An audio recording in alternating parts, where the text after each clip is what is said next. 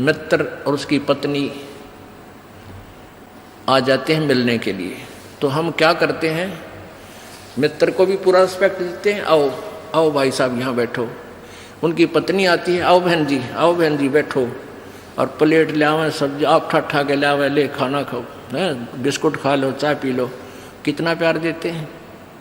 और अपनी पत्नी ने खुरकावा गुड़की गाल है तो, और दूसरे की पत्नी को कितना प्यार से बोल रहे हो। तो क्यों ना हम अपने घर में भी ऐसा ही माहौल बना लें। अब जैसे घर में कोई नुकसान करके कोई राजी नहीं, कोई नहीं करता, ठीक है, अनजान बालक तो कुछ भी कर दें, ना पत्नी करे नुकसान और ना ही पति कर सकता, ये तो होना हो सब वो हो जाता है। तो हमने अपने इससे आधे क्लेश को तो हम स्वयं अपने सोच से मिटा सकते हैं, और साथ में भगवान भी रहेगा आपके। एक बुढ़िया अपनी पुत्र वधू के साथ घनी लड़ा करती, निरीकली आ रही थी, और उसका पुत्र आज्ञाकारी था।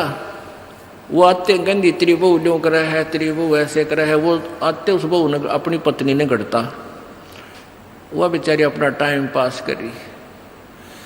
एक दिन क्या हुआ कि कोई बहन सत्संग में जाया करती थी, और उस बुढ़िया तो बोली, अपनी सहेली तो यानी बुढ़िया वह थी, बुजुर्ग वो थी, कि चल सत्संग में चलेंगे, थोड़ा सारे दिन बहू के लड़े जा है, तेरा भी मन और सा हो जाएगा। तो वह भी चली गई, उन्होंने ज्ञान सुन लिया, अच्छी आत्मा थी, सत्संग का असर हो जाता है। उसने अपना नाम ले लिया, 2-4 सत्संग सुने, तो बुढ़िया में बहुत फर्क पड़ गया, परिवर्तन हुआ। एक दिन वो पुत्र वधू उसकी दूध काट के भैंस का 5-6 किलो दूध, और ऐसे ऊपर कड़ियों में एक कड़ा लटे, और ऐसे ऊपर कड़ियों में एक कड़ा, उसमें बाल्टी टांग दिया करते बिल्ली कुत्ते से बचाव के लिए दूध की। तो उसने वो प्रतिदिन टांगती थी, ऐसे ऊंचे हाथ करके नो टांगना होता था। तो वह दूध काट के ले आई पुत्र वधू, और उधर से वो उसका ध्यान दूसरी साइड हो गया, और वो नो करके एक बार तो नो कर लिया, अभ्यास सा था उसका बड़ा है, नो करके नो किया, वो उल्टी साइड तो लग गया, और वो टंग्या को नहीं, उसने सोचा टंग्या छोड़ दिया, वो छोड़ते बाल्टी नीचे गिर गई, सारे फर्श पे दूध फैल गया। अब वह पुत्र वधू उस एटम बम का नहीं देखा बुढ़िया की तरफ, अज्ञा बेरानी के सुनावेगी। तो अब बुढ़िया बोली, बेटी कोई बात ना, आज ये हमारे बाग में ना था, इसने ठा ले, इसको ऊपर से साफ करके और भैंस के चारे में डाल दे, कोई बात ना, ये तो अपने बाग में ना था बेटी। अब पुत्र वधू सुन होगी कि आज इस तोब में तो गोले ना लिख ले, यद बहुत मीठी बाणी बोली, ये कौन सा स्टेशन पकड़गी बुढ़ी आज या। तो उसने आके अपनी सास के चरणों में शीश रख दिया, और कहने लगी, माता जी मेरे से भूल से होगी, मैंने जान के नहीं। अब बेटी मुझे पता है, ये तो होना था, दूध तो जाए लिया, ये लड़ाई शेष थी, ना दूध आवे बेटी, चाहे मैं लड़ लूँ चाहे ना लड़ लूँ। बुढ़िया ने, उस पुत्र वधू ने सोचा, या तो बोला था ठीक से, कदे वैसे कह रही हो, पहले तो उसने नहीं सोचा था कहीं या वैसे ही कह रही है छो में, और फिर उसने नहीं सोचा भी पक्का बेरा बुढ़िया का जो पटेगा, इसका बेटा आवेगा सामने। अब सामने वो लड़का आया, बुढ़िया ने कोई जिक्र नहीं करा, कत्ती भी क्या का भी, वो खाना खा के अपने जाके पड़ के सो गया, कोई जिक्र नहीं करा। तो बहू का भी असर हो गया, उस बेटी का भी, अपनी माँ के खूब सेवा करे हैं, खूब लत्ते धोए, यानी पहले तो वो अकड़ी रही थी दोनों, दो बुढ़िया सुनावा, बहू ना बोला तो वो काली जरूर मारने थी, पोंगी तेरे पूड़े।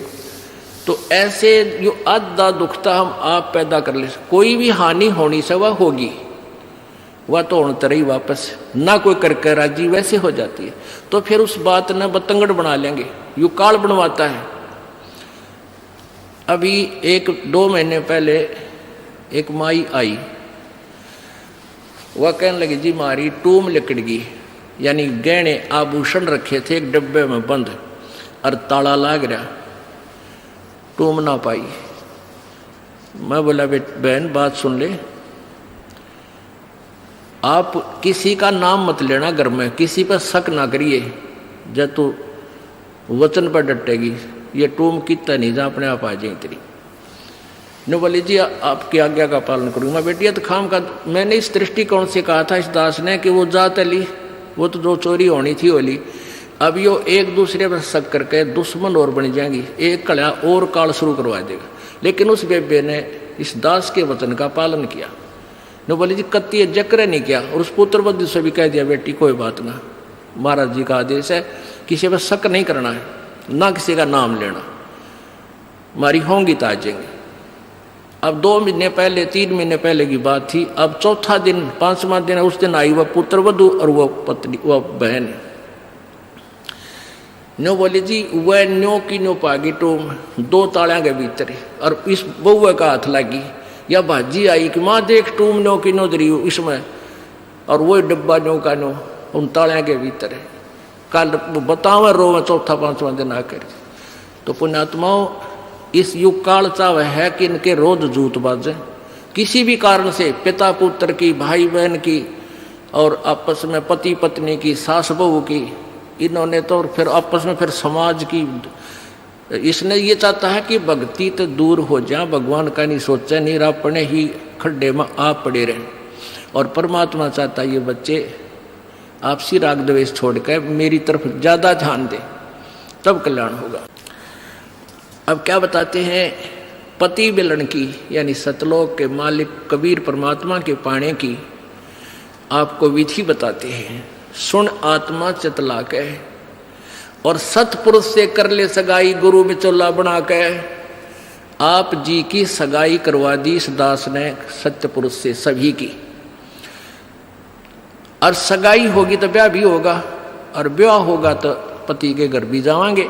और जिनका कितने सगाई ना कुछ सलसलाए नहीं है, वो तो कंवारी हैं, तो वो जाएंगी, क्योंकि वो तो यहीं रह जाएंगी, अभी यहीं रहेंगी। हाँ, लेकिन सभी को चाहिए कि अपना इस तरह प्रोसीजर अपनावें, यानी गुरु की शरण में आवे, परमात्मा से संबंध जोड़े, नाता जोड़े।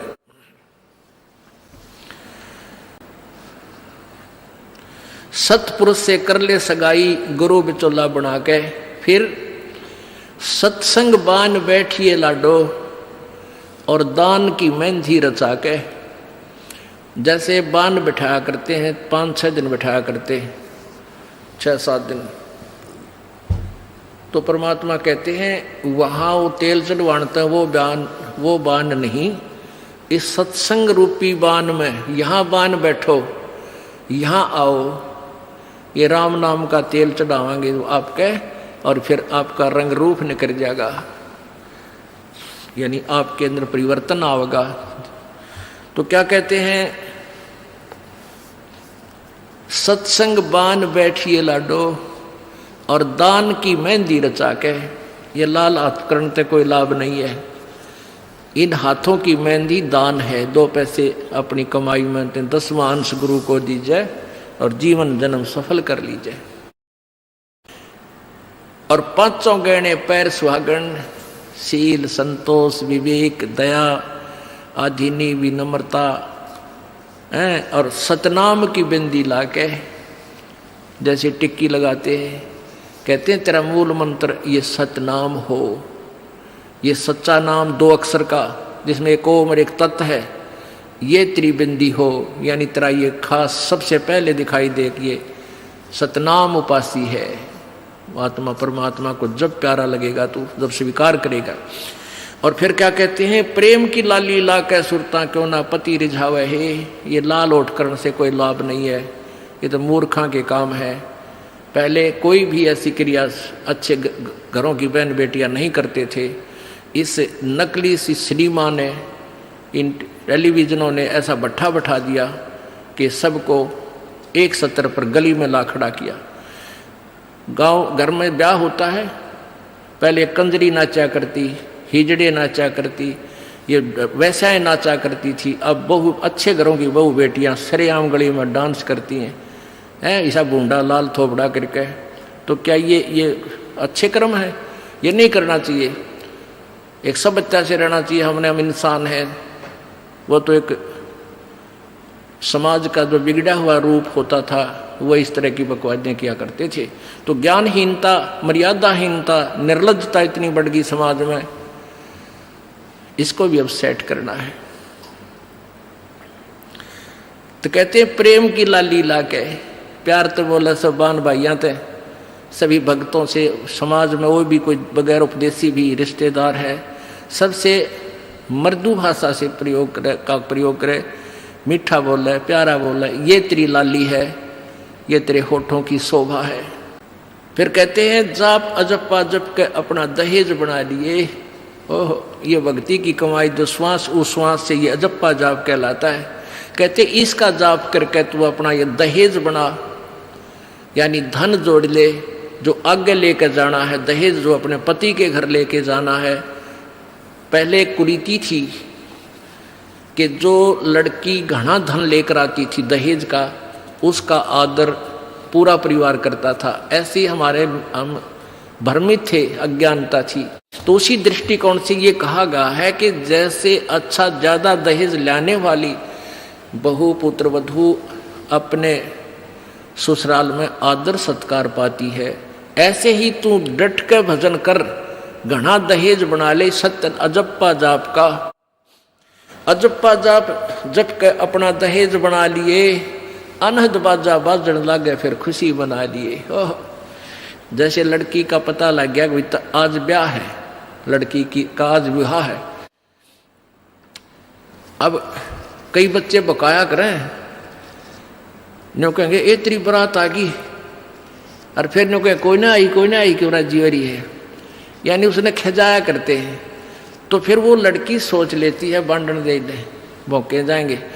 तो कहते हैं जब वो बाजा बाजन लाग जा तब सोच लिए बात लवा लाग ली कि आगी बारात। तो कहते हैं आप भक्ति जब करोगे तो आपको ऑटोमेटिकली आपके ये ऊपर के, यहाँ से ऊपर के हिस्से में बहुत सी आवाजें, कई प्रकार की आवाजें आने लग जाएंगी। इसमें जो हमें आवाज सुनती हैं ये प्राथमिक भक्ति की लक्षण है, अंतिम नहीं है। हाँ, ये भी सुननी चाहिए, सुनेंगी, आपको अवश्य सुनेंगी, ना चाहते हुए भी सुनेंगी। और कभी सुनना चाहो तो कभी 2, 4, 10 मिनट, कभी कभी डेली नहीं, कभी ऐसे कान बंद करके एकांत स्थान पर सुन लेना, आपको सारा साजबाज अंदर बाजता दिखेगा, जिसकी भक्ति इस लक्षण हो गए। कुछ एक को वैसे भी सुनती है जिनके पूर्व जन्म की भक्तियां होती हैं और फिर धीरे धीरे उनकी बंद हो जाती हैं, आगे कुछ नहीं सुनती, चाहे वो किसी का नाम जाप ले रखा है। तो वो तो ऐसा सुनना, ये देखना तो ऐसा है जैसे आपने बैंक में कमाई करी की और बैंक में पैसे जमा करा दिए, और उस बैंक की कॉपी ने कभी देखना चाहो तो खोल कर देख लो। और ये दूसरे जो पंथ बताए हैं, ये साधना इनकी नाम गलत हैं, और कहते हैं ध्यान लगाओ, मेडिटेशन करो, कान बंद करके, आंख बंद करके, अंदर आवाज सुनो, शब्द सुनो। ये कोई फायदा नहीं। अब जैसे धंधा करता नहीं और बैंक में जब पूर्व जन्म की पहले की जो डिपॉजिट है 20-30 हजार, उसने रोज देखे जाने, कहाँ 20,000 है, और 20,000 में काम तो ना चले, फिर वो निकलवाने भी उसी में तो पड़ेंगे, वो एक दिन जीरो हो जाएंगे। वो तो जैसे आपको ये आभास होंगे किसी भी वस्तु का, जैसे हम हमारी आंखों, आपकी जो भक्ति करते हैं उनकी आंखों के सामने बहुत सी चीजें ऐसे चलती दिखाई देंगी। कभी तो ऐसा आभास होगा जैसे कोई मक्खी आ गई, कोई मच्छर जा रहा है, या कोई ऐसी कोई लाइन सी दिखाई देती है। तो ये आपकी भक्ति की कमाई है, प्रतिफल आपको दिख रहा है। और कई एकादा क्या करे हमारे भक्त, एक बहन भगत भाई आया ने बोला जी मैंने तो आंख दिखा ली, मेरी तो आंखों में डिफेक्ट हो गया। वहाँ क्या हो गया कि आगे मेरा निकाला कला दिखे जाए, नो देखूं जब भी दिखा, मन तक कई बार डर भी लग जाता है। और डॉक्टर का इसका ऑपरेशन करेंगे, रमा भले आदमी क्यों आंख पड़वावे, ये तेरी भक्ति की कमाई दिखाई दे रही है, तेरी जो बैंक में जमा कराए हैं वो कॉपी में दिखे तेरे को। ये तो भगवान आत्मा ने दिखेंगे बेटा, जिनकी कमाई शुरुआत हो चुकी है। जेता अंजन आंजी ये चश्मों में दिखंत, नो बोला सचमुच में, कहा सचमुच है, फिर खुश हो गया, तेरा गजब भैया। तो ये जो सामने दिखाई देते घबराना नहीं। बहुत से भ्रमित हो जाते हैं क्योंकि बार बार ये दास नहीं बता पाता आपको। तो प्रत्येक सत्संग में आओगे तो कभी ना कभी हर पहलू पर विचार विमर्श दिया जाता है। तो घबराना नहीं है। ये आपकी आंखों के सामने कोई वस्तु दिखाई देगी, वो आप ही बताओगे, दास बताओगा तो तुम झूठ भी बोल दोगे। तो वो आपकी जितनी कमाई है वो अपने आप बढ़ती जा रही है, उसका लेवल बता रहा है। तो ऐसे अंदर आवाजें आएंगी, कई प्रकार की आएंगी, और उनमें से एक न्यारी आवाज आएगी, एक मुरली की आवाज आएगी। और वो मुरली, वो आवाज जो है, जो इसमें पिंड में जो आएगी, वो यहीं तक की है, ये महास्वर्ग तक की है। और जो वास्तविक धुन, वास्तविक जो आवाज है, वो इस अंड और पिंड से पार है, वो सतलोक में है। वो वहां जाकर आपको वो बात बाहर सुनाई देगी।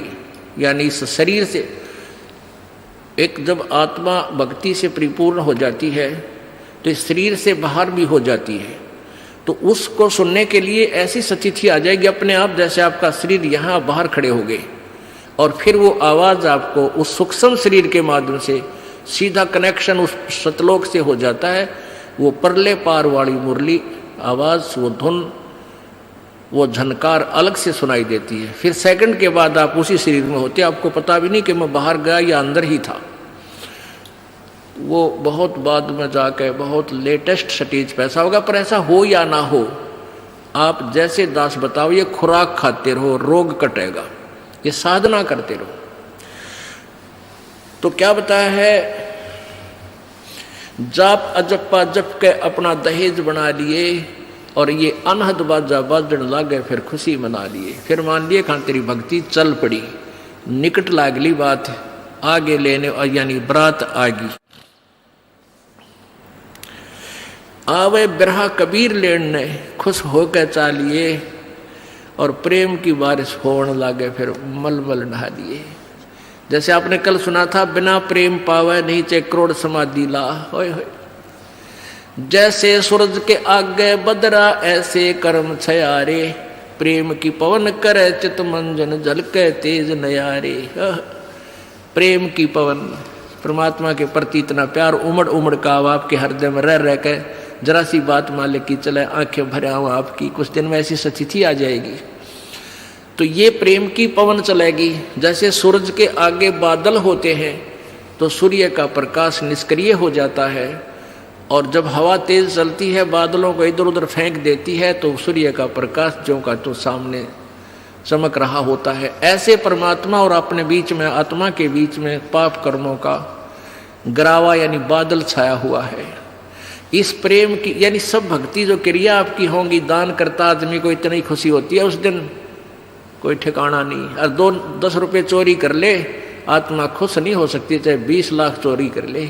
और 10 रुपये, 20 रुपये, 1000 रुपये, 2000 रुपये आप दान करने की चेष्टा करते हो, पहले उमंग भर लेती है, और दान करे पाछो तो न्यारी खुशी होती है। तो ये तो क्या बताते हैं, ऐसे जो सब क्रियाएं आपसे कराई जा रही हैं, इनका उद्देश्य है कि आप में इतनी विनम्रता, इतना प्योर हार्टेड हो जाओ आप कि मालिक के प्रति जरा सी भी चर्चा चला, आँखों में पानी आने लग जा, गदगद हो जा। कहते हैं प्रेम की पवन करे चित मंजन, फिर झलके तेज नयारे। तो यहाँ क्या बताया है कि प्रेम की बारिश होने लगे, फिर मलमल नहा लिए। यानी ये लक्षण बता रहे हैं, एक भक्त में रह रहकर ऐसे लक्षण आ जाएंगे। एक बुढ़ा आवे मेरे पास, नाम ले रखा उन्होंने साल भर से। वो कहता है जी मैं नाम जपन लागू, मैं रोने लग जाऊं, मेरा रोना बंद कर दिया। राम तो रोना शुरू करवावा तो बंद करवाना आवे, ये तेरे भाग जा गिरे भले आदमी। नो कहना शर्म आवे, लोग नो कहीं अच्छा आदमी नाम लेने लगे तो माई लोग की सुनेगा, तुम्हारी सुनेगा, नो बता। तो इसे ओपन कर्मी प्राणी है, बुढ़ा आदमी 65 साल का होगा, भगवान का नाम मिल गया, पिछले संस्कार से ही होता सारा कुछ। और ईब नो कह नाम लेने लग गूँ, मैं तो रोने लग जाऊँ। अरे तेरा जी भगवान ये सब ने देसा रोना हमारे भगता ने, आँखें में पानी आवे, मालिक की चर्चा हो, ना द्वेष हो, ना राग उठे, ना कोई चोरी करने जी करे, ना कोई जारी करने जी करे, ना बुराई मन में आवे, ये ऐसा जो धुन लग जा। फिर कहते हैं सार शब्द का सुरमा गा लिए जब पति न भावे। सार शब्द यानी जो असली मंत्र आपको दिया जाएगा वो सुरमे जैसा होगा, वो एक न्यारी आपकी जो है ना पहचान बनेगी, उस पर न्यारी जो है ना अलग से आपकी एक और सुंदरता बनेगी, यानी परमात्मा को आप और उस मंत्र सहित और अच्छे लगोगे जिनके पास ये तीनों मंत्र होंगे। कहने का भाव ये, आदिन्नी की मांग बरा ले तो चलिए नाड़ झुका के, विनम्रता, अभिमान खत्म हो, विनम्रता आवे और सबके साथ प्यार से बोले, आकड़ नहीं पाड़े, ये लक्षण हो जाने चाहिए आपके अंदर। आदिन्नी की मांग बरा ले, ये जो मांग आप सिंदूर डालते हैं ये आदिन्नी तेरी मांग है, और चलिए नाड़ झुका के, यानी नम्रता से रहना, नाड़ झुका के चलना, नम्रता से पेश आना। और संत समागम बरात तेरी तन ले जावेगा ब्याह के। अब ये सत्संग रूपी बारात है, आत्मा को यहीं से श्रृंगारा जाता है, यहीं से इसको तैयार किया जाता है, ज्ञान सुनाया जाता है, तो ये परमात्मा सत्संग आने वाली आत्मा ही परमात्मा के पास जाएगी, यानी ये बरात वाले ही, बरात ही समझो उस मालिक की है। संत समागम बरात तेरी तन ले जावेगा ब्याह के, सुरत नृत है डोली तेरी। सुरत और नृत ये आत्मा इनके साथ चलेगी, और बैठ सुन शिखर में जाकर, यानी सतलोक में जाकर बैठ जा। और मकर तार का खेल कांगना, अलल ध्यान दचा के। अब कांगना खेलते हैं ना, जैसे यहाँ एक मोटा हवान जा, दूसरा मोटा बांध जा रहे नाला, और कई गांठ ला जाए, फिर नो कहेंगे वो देवर खोल लेगा इसने, कांगना खेल लेंगे ना खुल जा, उपरण के फंड होया करना, लंबा चौड़ा सिस्टम। तो परमात्मा कहते हैं अब मकर तार का खेल कांगना, छूट ना जा, आते हैं छूट गया वो हार जाएगा।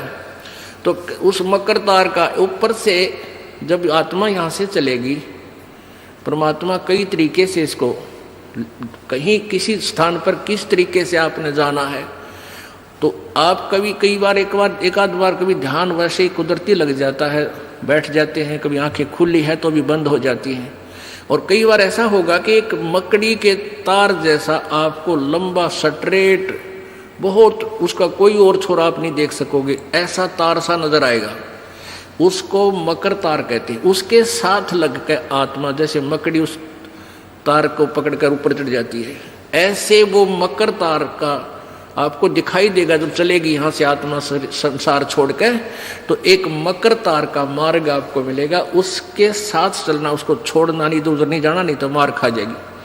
तो ऐसे ही वो कांगड़ा खेलते हैं, जब दोनों और दाव लगा देते हैं, तू खोल गया तो तू हार गया, हारगी, तो ऐसे अपने अपनी जबरदस्ती से उसको पकड़ लेना है, उस मकर तार के, उस मकर तार को। मकर तार माने मकड़ी का तार।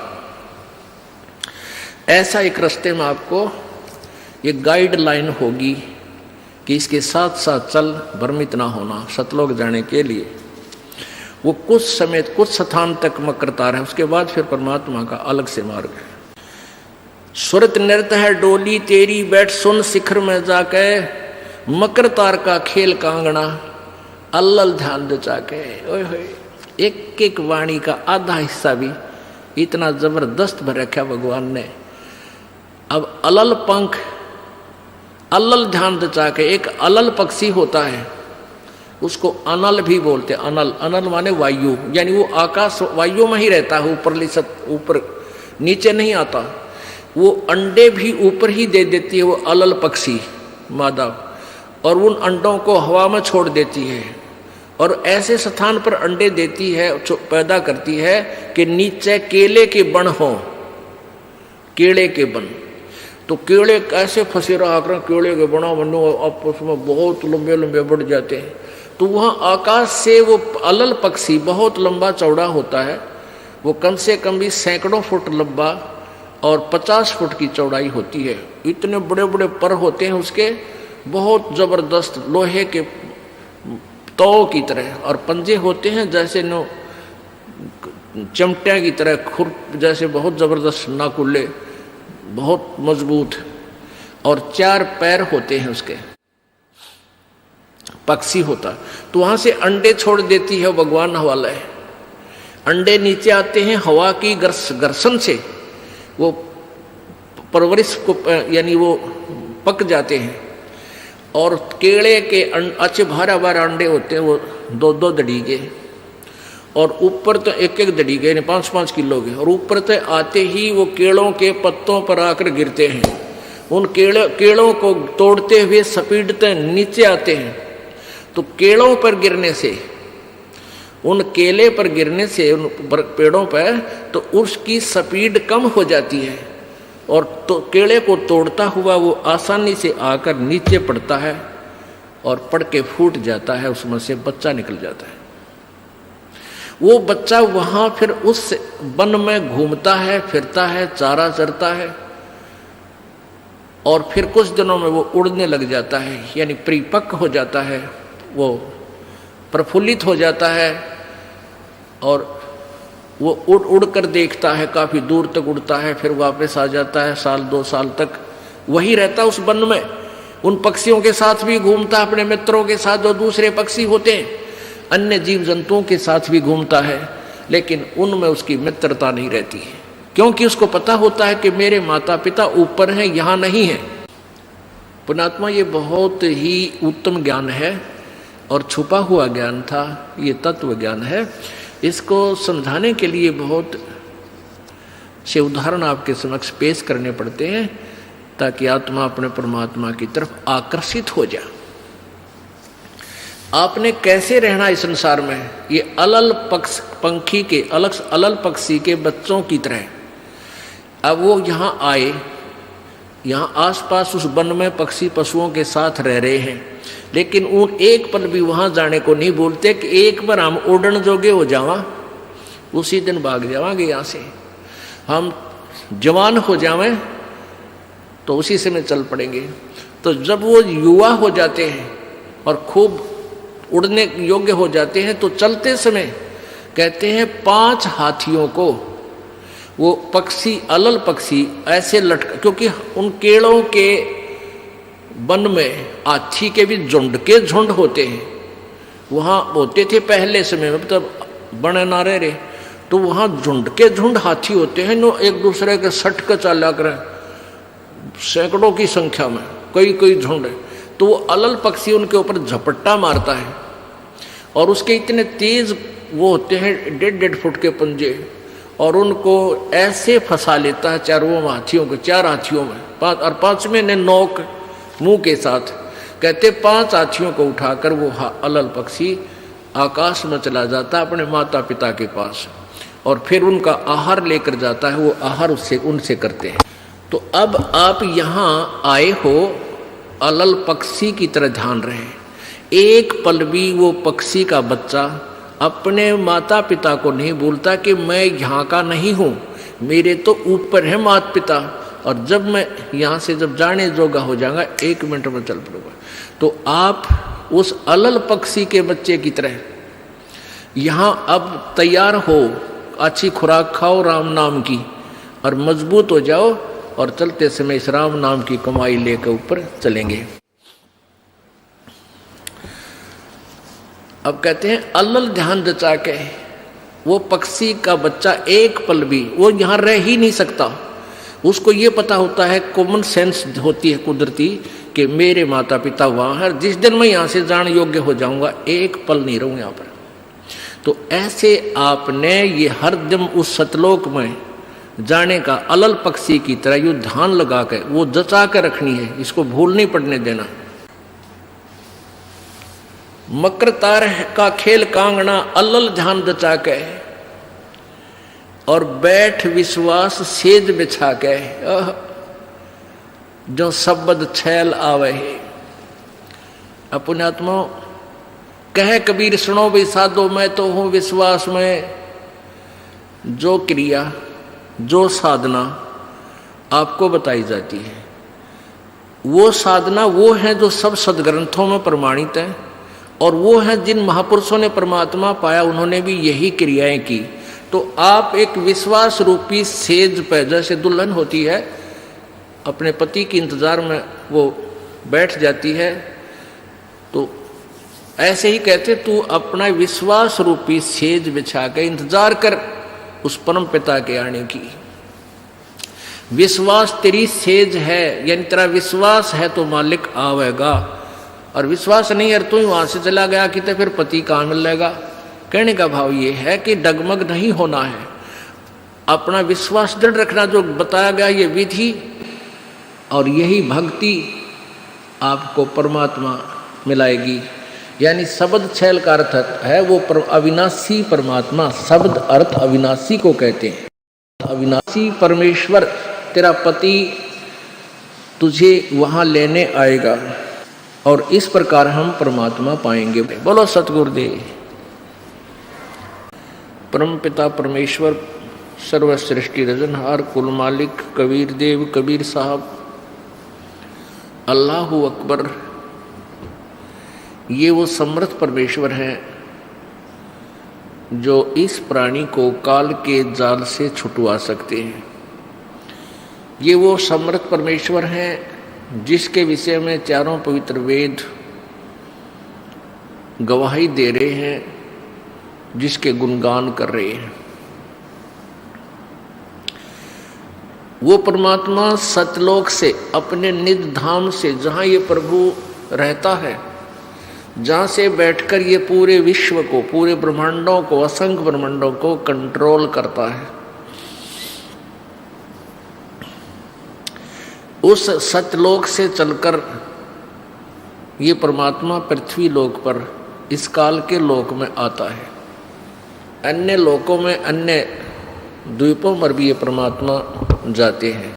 ये परमेश्वर चारों युगों में आते हैं। सतयुग में इनका एक नाम सुप्रसिद्ध रहता है, वो सत सुकृत होता है। और त्रेता युग में ये ऐसे ही प्रकट होते हैं, स्वयं आते हैं, किसी माँ से जन्म नहीं लेते। त्रेता युग में इसी परमेश्वर का नाम मुनिंदर ऋषि होता है, मुनिंदर जी। और द्वापर युग में ये परमात्मा जब आते हैं, सहस्रीर आते हैं, सभी युगों में सहस्रीर चले जाते हैं, उसमें इनका नाम करुणामय होता है, करुणामय। और कलयुग में ये परमात्मा जब आते हैं, इनका नाम कबीर ही सुप्रसिद्ध रहता है। ये वही परमेश्वर हैं जो बनारस में अर्थात काशी शहर में, भारतवर्ष की पवित्र भूमि पर एक जुलाहे की भूमिका की, और फिर सहशरीर आए थे, सहशरीर चले गए थे। ये वो परमात्मा हैं जो जुलाहा नाम से प्रसिद्ध थे, धानक कबीर, जुलाहा कबीर। और सुप्रसिद्ध कवियों में से भी एक सुप्रसिद्ध कवि की उपाधि भी इन्हें प्राप्त थी। और यही प्रमाण चारों पवित्र वेद देते हैं कि वो परमात्मा अपने सतलोक से चलकर आता है और यहाँ अपनी श्रेष्ठ आत्माओं को मिलता है, प्यारी आत्माओं को, विशेष श्रेष्ठ आत्माओं को, दृढ़ भक्तों को मिलता है, अपने तत्व ज्ञान से परिचित कराता है और वो उनको अपना एक एविडेंट ना रूप में, एक गवाह के रूप में तैयार करता है। फिर वो संत जो परमेश्वर से परिचित हो जाते हैं, परमात्मा का साक्षात्कार कर लेते हैं, अपनी आंखों से उस स्थान को देख लेते हैं जहां परमेश्वर रहते हैं, तो वो संत ढोल के डंके पे उस कबीर परमेश्वर की महिमा का गुणगान करते हैं। उसके विषय में क्या बताते हैं कबीर परमेश्वर जी? चारों युग में संत पुकारे और कूक कहा हम हेल रे, हीरे माणक मोती बरसे ये जग चुगता ढेल रे। परमेश्वर कबीर जी कहते हैं कि चारों युगों में मेरे संतों ने भी मेरी महिमा का गुणगान किया, आवाज लगाई, पुकार पुकार कर ऊंची आवाज में। और परमात्मा कहते हैं हमने भी कूक यानी ऊंची आवाज में खड़े हो होकर कहीं पर भी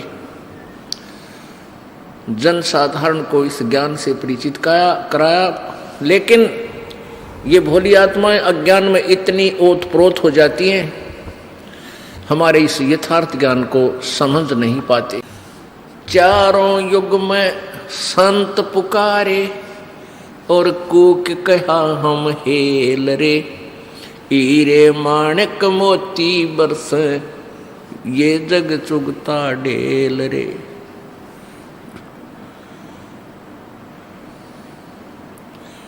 परमेश्वर जी कहते हैं कि चारों युगों में मैं आया और मैंने अपनी प्यारी आत्मा जो विशेष पुण्य आत्माओं थी उनसे मैं मिला, उनको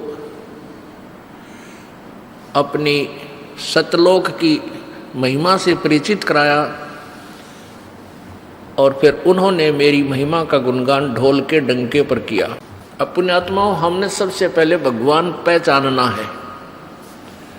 इस काल भगवान ने परमात्मा को भुला दिया, उस परमेश्वर को भुलाकर अपने आप को यहाँ सर्व ब्रह्मांडों का मालिक सिद्ध कर दिया। और परमेश्वर की प्यारी आत्मा आदरणीय गरीबदास साहिब जी जो परमेश्वर कबीर जी से परिचित हुए, उनके यथार्थ स्थान सतलोक को देखा, उनकी महिमा से परिचित हुए, तब क्या कहा? मुल्ला माया मग में बैठी अनसा चुन चुन खाई, ये ज्योत स्वरूपी कहे निरंजन मैं ही करता वाई। अब ये जो कोई भगवान को ना, तो यही परमात्मा के विषय में कभी गरीबदास साहिब जी कह रहे हैं कि ये काल और इसकी पत्नी दुर्गा, ये मुल्ला माया, इन सभी जीवों को भ्रमित रखते हैं। और ये काल 1,00,000 मानव शरीरधारी प्राणियों को खाता है। मुल्ला माया मग में बैठी अनसा चुन चुन खाई, ये ज्योत स्वरूपी कहे निरंजन मैं ही करता वाई। एक न करता दो ना करता नौ ठहराए वाई, ये 10वां भी धुंधर में मिल जा सत कबीर दुहाई। क्या बताते हैं गरीबदास साहिब जी कि इनने एक भी कर्ता में ना साधी, एक कर्ता को भी फाइनल नहीं मान्या, 9 ठहरा दिए। 9 अवतार, 9 भगवान, और 10वां अवतार और आवेगा, 10वां अवतार और आवेगा निकलंक नाम तय, कलयुग के एंड में, कलयुग के अंत में। और उस समय ये कृतघ्नी प्राणी हो जाएंगे, सभी भक्ति से दूर होंगे, व्यभिचारी, मांसाहारी और जालिम जुल्म बेहया, कोई शर्म नहीं रहेगी, कोई लाज नहीं रहेगी, सरेआम दुष्कर्म करा करेंगे, बिल खोद करा करेंगे, कच्चा आहार करा करेंगे। एंड ऑफ द कलयुग में जमीन उपजाऊ नहीं रहेगी, 4.5 फुट तक जमीन का उपजाऊ अंश खत्म हो जाएगा। यानी 3 हाथ, लगभग 4.5 फुट तक उपजाऊ अंश जमीन का समाप्त हो जाएगा। कोई भी फलदार वृक्ष नहीं उगेंगे, ना कोई फसल होया करेगी, और वर्षा नहीं होया करेगी। प्रदूषण इतना हो जाएगा कि वर्षा ऐसे होगी जैसे ओस गिरा करे, और सभी प्राणी कच्चा ही गोश्त मांस खाया करेंगे। उसमें लास्ट ऑफ द कलयुग, एंड ऑफ द कलयुग में, कलयुग के अंत में 20 वर्ष की आयु मनुष्य की रह जाएगी, मानव की। और उसमें से 5 खंड बताए हैं सूक्ष्म वेद में, यानी 15 वर्ष की आयु में जन्म भी हो लेगा, जवान भी हो लेगा, और गर्भारी भी हो लेगा, और मृत्यु को भी प्राप्त हो लेगा। 5 वर्ष की लड़की को संतान होनी प्रारंभ हो जाया करेगी और सभी प्राणी बहुत ठगने से हो जाएंगे, 1.5-2 फुट के आसपास इनका कद रह जाओ। उस समय ये कृत घनी प्राणी इतने हो जाएंगे, बहुत घने। उस समय कुछ एक पुण्यात्मा रहेंगी जो तब भी भगवान से डरने वाली होंगी। वो होंगे ऐसे ही मांसाहारी भी होंगे, लेकिन जगह भगवान की अवश्य होगी। वो कौन होंगे? जो अब इस कलयुग में, अब ये भगवान का मार्ग हजारों वर्षों तक चलेगा। जो पुण्यात्मा इस मार्ग पर लगेंगी, भक्ति करेंगी और आजीवन मर्यादा में रहे, वो तो सतलोक चले जाएंगे। और जो जिनके पैर फिसल गए, नहीं पार हो पाए, वो फिर ऐसे इस कलयुग में मनुष्य के जन्म प्राप्त करते रहेंगे। इतने दयालु हैं ये परमात्मा। लेकिन मनुष्य जीवन में कौन सा ये प्राणी सुखी होगा? तो उस समय क्या होगा कि निकलंक नाम का एक अवतार आवेगा। वो कौन होगा? राजा हरिश्चंद्र की आत्मा होगी। राजा हरिश्चंद्र जी जो सतयुग में एक महान आत्मा सुप्रसिद्ध हुए, ऐसे दानवीर थे, ऐसे धर्मात्मा थे, ऐसे सत्यवादी थे कि उन्होंने अपने वचन के ऊपर राज त्याग दिया था। अपनी पत्नी को भी बेच दिया, अपने आप को भी बेच दिया, अपने सत्य की रक्षा की। जिस कारण से प्रसन्न होकर के प्रभु ने उसको विष्णु लोक में स्थान दे दिया। अब वो विष्णु लोक में है अपने पूर्व जन्म के पुण्यों के कारण। और जब वहां से इस पुण्यात्मा को 10वां अवतार बनाकर यू काल भेजेगा। यो गीता जी में कहता है कि मैं अपने अंश अवतार रचता हूं और फिर उनमें प्रवेश करके सारा काम करता हूं। इसलिए गीता जी अध्याय नंबर 4 के श्लोक नंबर 5 और 9 में कहा कि अर्जुन, तेरे और मेरे बहुत जन्म हो चुके हैं, तू नहीं जानता, मैं जानता हूं। फिर कहता है 9वें श्लोक में कि मेरे जन्म और कर्म अलौकिक हैं। अब कर्म कैसे अलौकिक हैं? श्री कृष्ण में प्रवेश करके महाभारत करवा दी, युद्ध करवाया। ओहो, परशुराम का जन्म दिया, परशुराम में प्रवेश करके अक्षत्रियों को मार डाला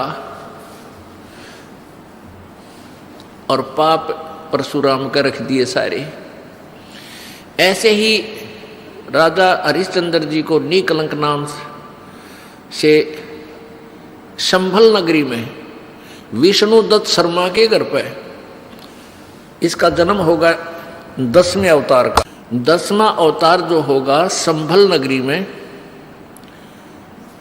और विष्णु दत्त शर्मा नाम का एक ब्राह्मण होगा, उसके घर पर जन्म होगा। और वो विशेष अलग से ही वैरायटी का बालक होगा। उसका उन अन्य से तगड़ा शरीर होगा, क्योंकि वो स्पेशल भेज रखा होता है वो तो। और उसकी लंबी तलवार होगी। इन कृतघ्नी प्राणियों को ऐसे काटेगा न, जैसे या करेन गेहूं काटा करे, ऐसे काटेगा न, बुरी तरह इनको खत्म करेगा। फिर क्या होगा? उन प्राणियों को बख्शा जाएगा जो उस समय भी भगवान से डरने वाले होंगे। इतना प्रदूषण उस समय क्या होगा? फिर परमात्मा अपनी मेहर से, पुण्यात्मा, एक तो परमात्मा ने विधान बना कर छोड़ दिया, तो विधान जो भगवान ने बनाया है उसके ऊपर ये साइंटिस्ट अपना अनुभव करके थोड़ी रिसर्च कर लेते हैं और फिर वो भगवान को रिजेक्ट करना प्रारंभ कर देते हैं। ये इनकी महाभूल है। अब पीछे कई वर्षों से रट्टा लगा रखा था कि प्रदूषण इतना बढ़ गया, ग्लेशियन खत्म होगी, बर्फ नहीं पड़ेगी। अरीब का इतनी बर्फ गिर दी बिना गिनती की। वो न्यो का न्यो प्रदूषण है, न्यो का न्यो सारा सौदा है, डूंडा उठा दिया। तो भगवान की अपनी विटो पावर न्यारी है। तो क्या होगा? कलयुग के एंड में इन सभी को नाश करेगा, ऐसी दुष्ट आत्माओं को काटा जाएगा। खत्म करेगा। उसके बाद जो पुण्य उस समय थोड़ी बहुत आस्था भगवान की जिनमें होगी वो शेष बचेंगे।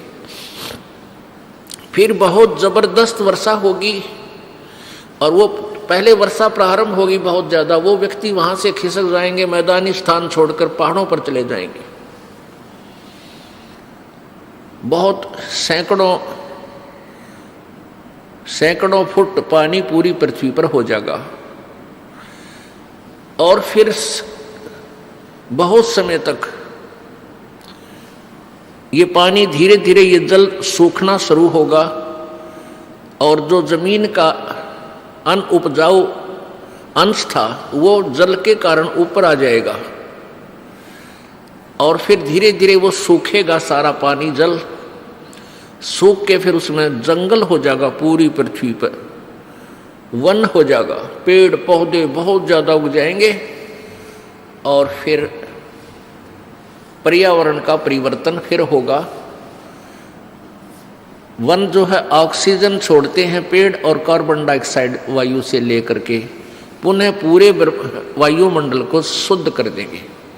फिर उन शेष बचे हुए प्राणियों के घर पर जो बालक होंगे वो उल्टे होंगे। उल्टे कैसे? माता पिता तो 2.5 फुट के और बेटा बेटी हो जाएंगे 4-4, 5-5 फुट के, फिर धीरे धीरे बढ़ना शुरू होगा। तो सतयुग में सैकड़ों फुट हाइट के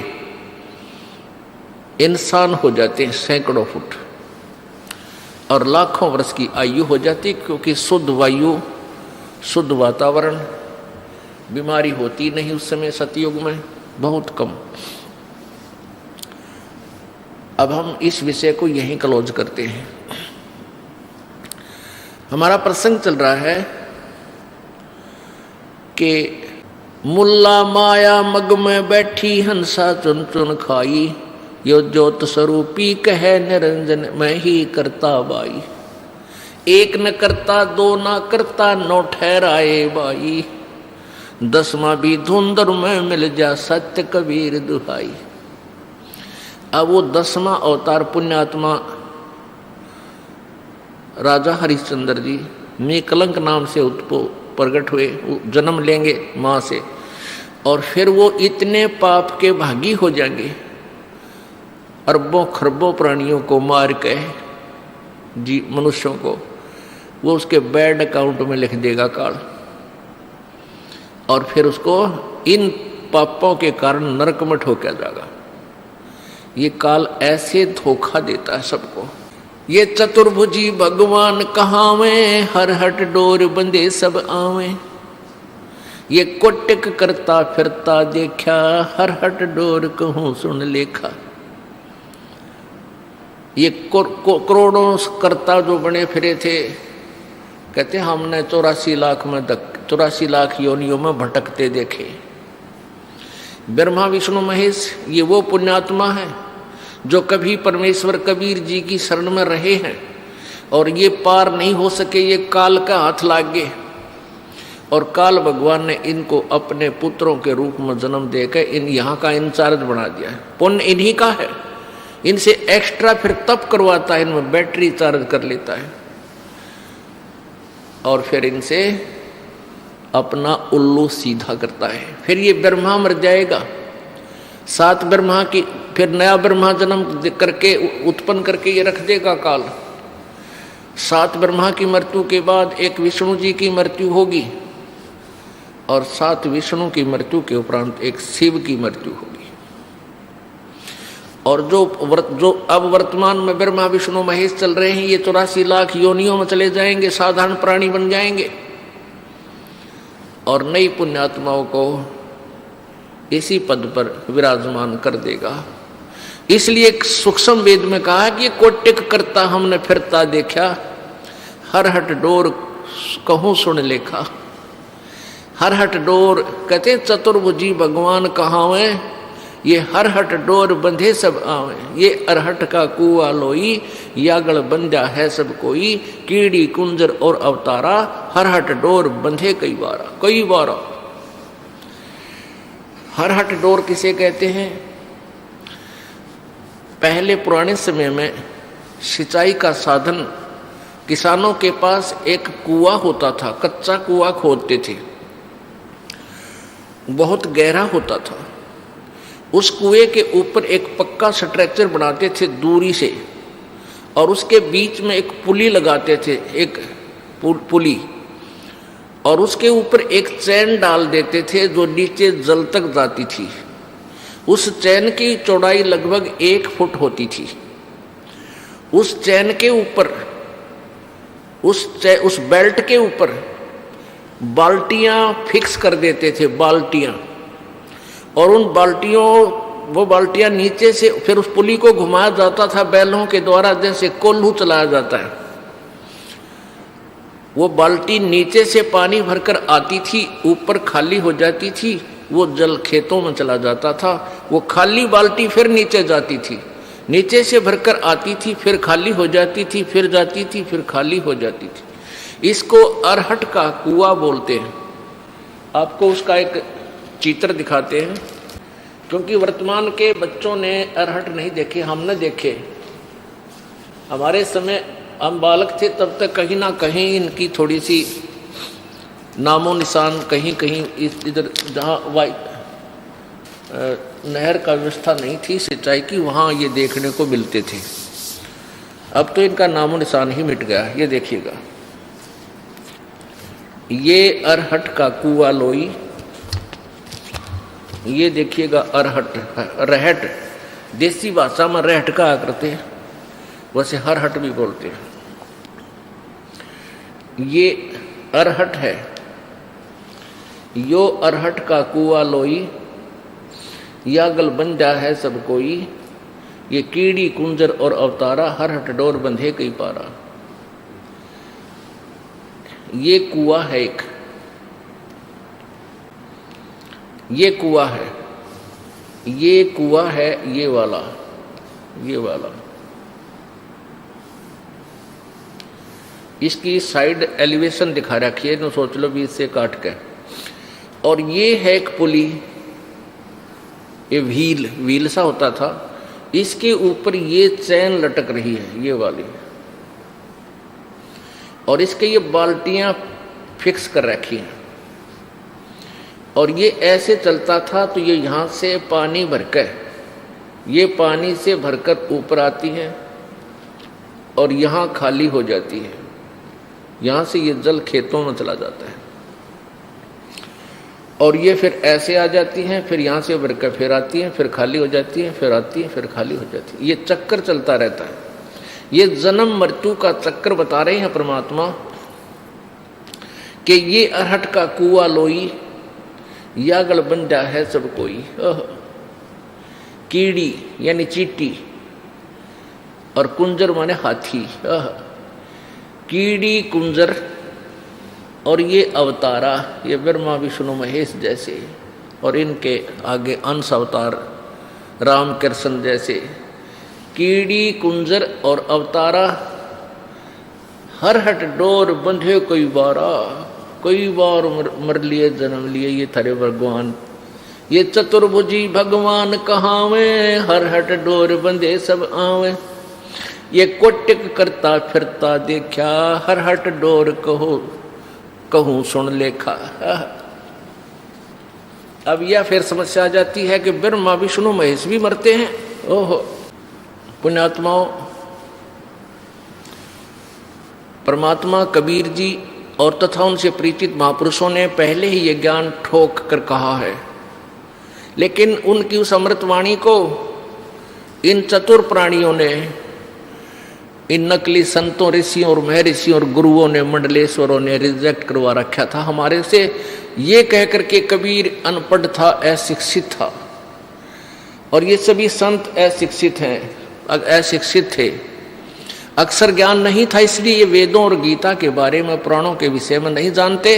ये झूठ बोलते हैं, ये गलत कहते हैं कि ब्रह्मा विष्णु महेश नासवान है। हाय हाय, तो उस समय तो नकलियों का दाव लग गया।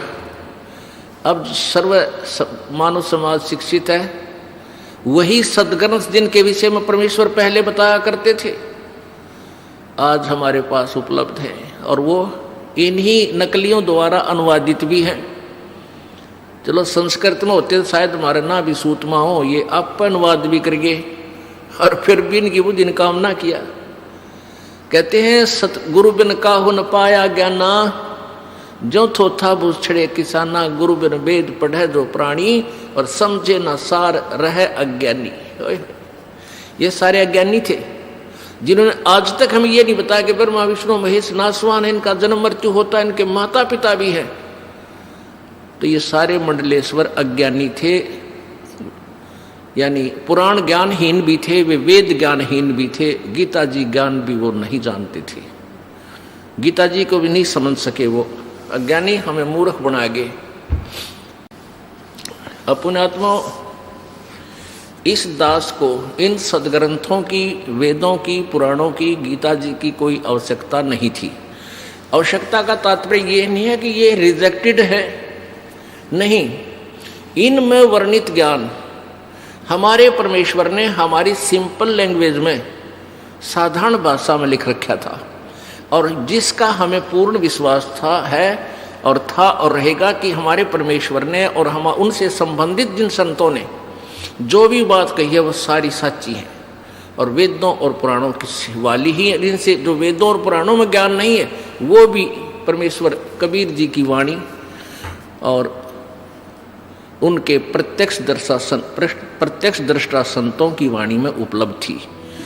आइए अब हम उन श्रद्धालुओं के अनुभव जानते हैं जो जगत गुरु तत्वदर्शी संत रामपाल जी महाराज जी से दीक्षा प्राप्त कर चुके हैं तथा उनके द्वारा बताए गए भक्ति मार्ग पर चल रहे हैं। जी नमस्कार।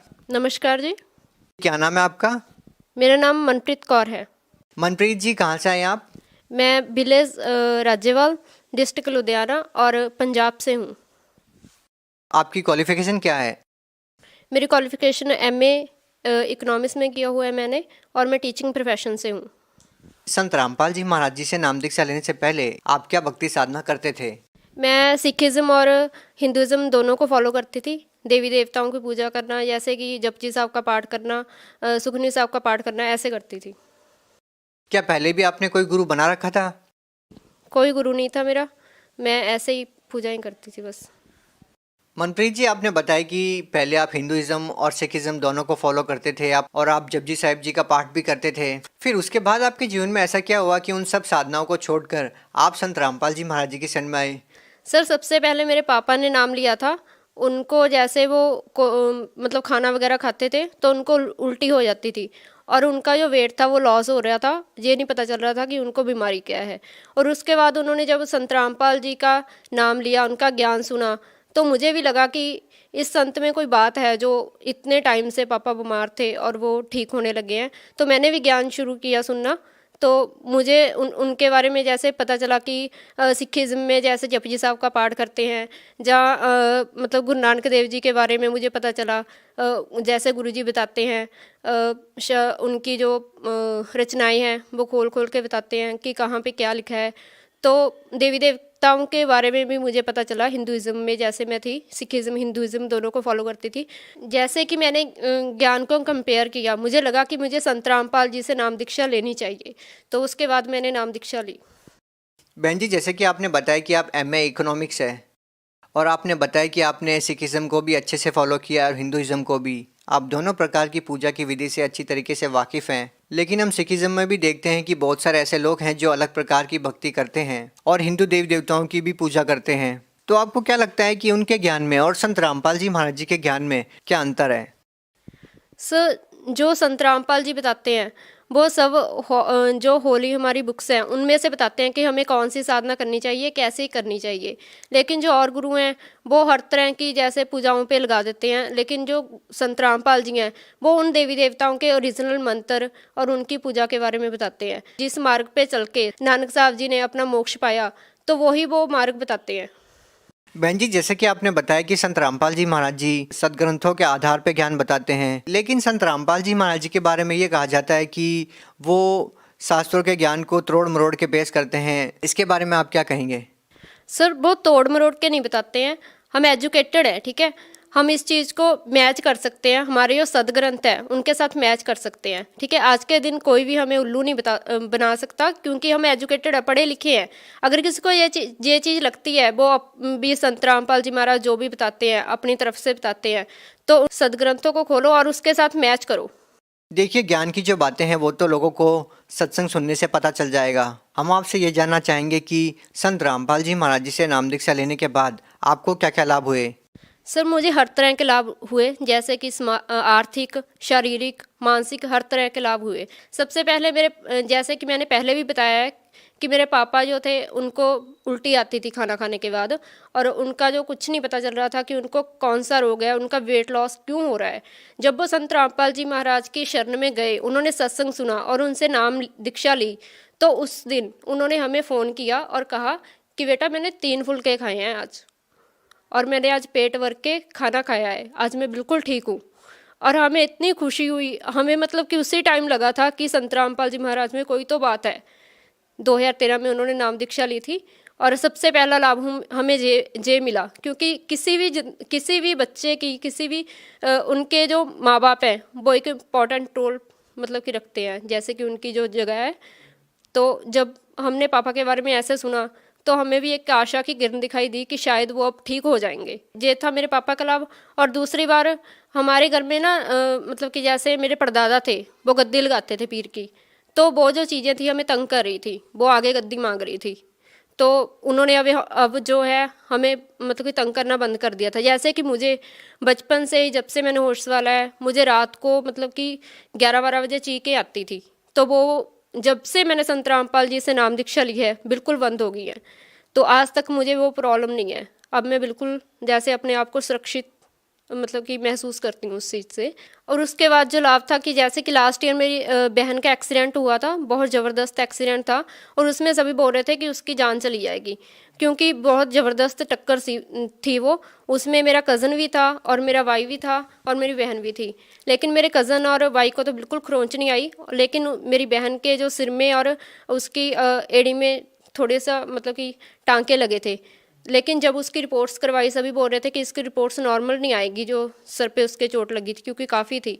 तो लेकिन वो रिपोर्ट्स भी नॉर्मल आई, और बहुत जल्दी उसने रिकवरी मतलब कि कर ली इस चीज़ से। और उसने बाद में बताया कि मेरे पास संत रामपाल जी महाराज खड़े थे, मुझे ऐसे लगा जैसे उन्होंने मेरी रक्षा की हो। और उसके बाद जो थे उसके बाद जैसे कुछ महीने पहले मेरे प्लेटलेट्स घट गए थे, लेकिन फिर भी मैं कंटिन्यू जॉब पे भी जा रही थी, मेरी एक भी छुट्टी नहीं हुई, लेकिन वो बहुत ही जल्दी उस चीज़ की भी रिकवरी हुई। और मेरी दादी जी के भी प्लेटलेट्स घट गए थे, उनके सिर्फ 25,000 रह गए थे, उनकी भी रिकवरी इतनी जल्दी हुई। डॉक्टर बोल रहा था कि ये बचेंगी नहीं, मैं तो जवाब दे रहा हूँ, इसको आगे रेफ़र कर रहा हूँ, लेकिन फिर भी कोशिश की। मतलब कि उनका विश्वास इतना था संत रामपाल जी पे कि उन्होंने कहा कि नहीं, मैंने आगे नहीं जाना, अगर परमात्मा ने ठीक करना होगा तो यहीं पे कर देंगी। लेकिन जब हमने रिपोर्ट्स करवाई दूसरे दिन, तो उनके प्लेटलेट्स मतलब कि इंक्रीज़ होने शुरू हो गए थे अपने आप ही। देखो जी, ये तो रही आपके शारीरिक लाभ की बात। पहले आप आध्यात्मिक लाभ की बात कर रहे थे, तो हम आपसे ये जानना चाहेंगे कि आपको आध्यात्मिक लाभ क्या मिला। सर जैसे कि आपने आध्यात्मिक लाभ की बात की, तो बचपन से ही मेरा ये मतलब मेन ऑब्जेक्टिव था कि मैंने मोक्ष मार्ग को अपनाना है। तो जब संत रामपाल जी महाराज का मैंने सत्संग सुना, उनका ज्ञान मुझे समझ में आया, तो मुझे लगा कि यहाँ पे मुझे पूर्ण मोक्ष की मतलब कि जैसे एक आशा दिखाई दी। और बचपन से ही मैं ना डायरी पे या किसी भी नोटबुक के मतलब कि स्टार्टिंग पेज पे लिखा करती थी कि गॉड इज़ वन। लेकिन मेरे मन में हमेशा ये क्वेश्चन रहता था कि अगर परमात्मा एक है तो वो एक है कौन। क्योंकि मैं सिखिज़्म और हिंदुज़्म दोनों को फॉलो करती थी, तो मैं कभी सोचती थी कि कोई जैसे देवी देवते के बारे में सोच लेना कि वो एक वन है जो मतलब कि गॉड है, या फिर हिंदू जैसे कि सिखिज़्म में है गुरु नानक देव जी या गुरु गोविंद सिंह जी या कोई, मैं उनके बारे में सोचती थी कि इनमें से कोई एक है परमात्मा। लेकिन जब संत रामपाल जी की शरण में मैं आई, मुझे पता लगा कि एक परमात्मा कौन है जिसकी हमें भक्ति करनी चाहिए। सबसे बड़ा ये मुझे लाभ हुआ कि मुझे मोक्ष मार्ग मिला। सर जैसे कि 2 साल पहले अभी मुझे मतलब कि 1 हफ्ता पहले ही लगने लगा था कि जैसे मेरी डेथ हो जाएगी, और बिल्कुल ही मेरी सांस भी जो रुकने लगी थी, मुझे लगता था कि अब मेरी सांसें बंद होगी। लेकिन मैंने घर वालों को, अपने फैमिली मेम्बर्स को इसलिए नहीं बताया क्योंकि वो और भी टेंशन में थे पहले ही। तो मैंने सोचा कि वो और भी टेंशन में आ जाएंगे अगर मैंने उनको ये बात बताई। धीरे धीरे क्या हुआ, एक दिन मैं स्कूल से आई, मैंने अपना लंच किया और मैं सो गई। तो जैसे ही मैं सोई, मुझे जैसे कि सपने में किसी चीज़ ने ऐसे लगा कि बहुत तेज़ी से मुझे ऊपर लेके जा रही है, और जो नीचे की दुनिया मुझे ऐसे लग रही थी जैसे कि कीड़ी हूँ। और जैसे कि मैं ऊपर जा रही थी कोई चीज़ें मुझे लेकर, इस चीज़ को कोई चाहे बिलीव करे चाहे ना करे, मैं बता रही हूँ आपको। और संत रामपाल जी महाराज मेरे बेड के पास आके खड़े हुए और उन्होंने कहा कि जे मेरा शिष्य है, जे मेरा बच्चा है, आप इसको नहीं ले जा सकते। और उसी टाइम मैं इतना रो रही थी सपने में, और मैंने गुरु जी को, संत रामपाल जी को दंडौत भी किया, उन्होंने मुझे आशीर्वाद दिया। और जब मैं इस चीज़ से मेरी जाग खुली तो मुझे लगा कि जैसे कि मेरे जो बॉडी पार्ट्स हैं बिल्कुल ही काम करना बंद कर गए हैं। और मेरे मम्मा ने मुझको उठाया, कह रहे कि उठिया, तो ट्यूशन नहीं पढ़ानी तूने आज। तो जब मैं उठी बिल्कुल ही मेरे से हिला नहीं जा रहा था, 10 मिनट तक तो मुझे पता नहीं चला कि मैं कहाँ पे पड़ी हूँ। तो इस बात से मैं ये कह सकती हूँ कि वो मेरे लिए एक जीवन दान था। क्योंकि बहन जी, आपने बताया कि संत रामपाल जी महाराज से नाम दीक्षा लेने के बाद आपको बहुत सारे लाभ मिले, लेकिन देखिए अब संत रामपाल जी महाराज जी जेल में हैं और हिसार कोर्ट द्वारा उनको उम्र कैद की सज़ा मिली है। आप इस बारे में क्या कहना चाहेंगे? सर, जैसे कि आपने बोला है कि संत रामपाल जी को उम्र कैद हो चुकी है, मैं आपको इस कैमरे के सामने ये बता देती हूँ कि हमें सिस्टम से तो अब कोई उम्मीद है नहीं, क्योंकि उन्होंने तो जो करना था वो कर लिया। लेकिन अब हम ये बोल रहे हैं कि अब जो सच्चाई है वो उभर के सभी के सामने आ रही है, इसलिए तो सभी संत रामपाल जी से जुड़ते जा रहे हैं। सबको सच्चाई का पता है, सबको मतलब पता चल रहा है कि क्या सच था क्या झूठ था। अब धीरे धीरे आप देखना ऐसा होगा कि संत रामपाल जी महाराज बाइज्जत बरी होकर बाहर आएंगे और जनता जागेगी, जागरूक होगी और हमारी सरकार से ये पूछा करेगी, आपने इतने महान संत को क्यों अंदर डाल रखा था, और इतना जो अनमोल ज्ञान है वो उभर के आ रहा है और आपने वो दबाया क्यों? क्योंकि संत रामपाल जी महाराज जो ज्ञान देते हैं बिल्कुल ही मतलब कि जो सभी शास्त्रों के अनुकूल है, इससे सभी की भलाई होगी। बहन जी, आप भगत समाज को क्या संदेश देना चाहेंगे? सर, मैं समाज को ये संदेश देना चाहूँगी कि संत रामपाल जी महाराज की शरण में आओ और अपना कल्याण कराओ। जी धन्यवाद।